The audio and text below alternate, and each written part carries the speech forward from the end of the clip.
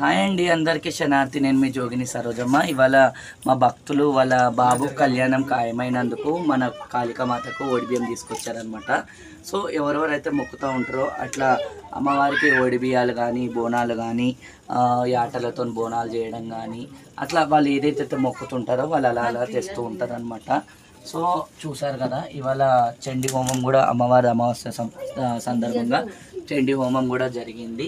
So ఇవాళ వాళ్ళు అకస్మాత్తుగా మనం కూడా ఇవాళ అంతా అమ్మవార్ల నిన్ననే కడుక్కొని అమ్మవారికి పూజలు చేయడం జరిగింది, హోమం చేయడం జరిగింది. అదేవిధంగా అమ్మవారు కూడా ఆ తల్లి కాళికామాత కూడా ఇవాళ ఓడిబియ్యం తెప్పించుకోవడం జరిగిందనమాట. అంతా ఏదున్నా అమ్మవారి ఆజ్ఞ లేని మనం ఏం లేము.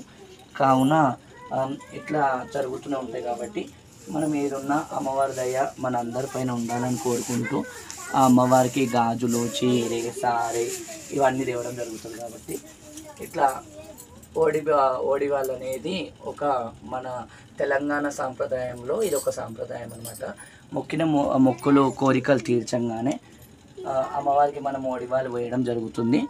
ఇట్లా అమ్మవారికి ఒక్కొక్కరు 5 కిలోల బియ్యం చూపి, ఒక్కొక్కరు 5 కిలోల బియ్యము, ఒక్కొక్కరు 3 కిలోల బియ్యము, ఒక్కొక్కరు కిలంబో బియ్యము. మనం ఎలా మొక్కుతామో అట్లా అమ్మవారికి మనం ఓడిబియ్యం పోయడం జరుగుతుందంట.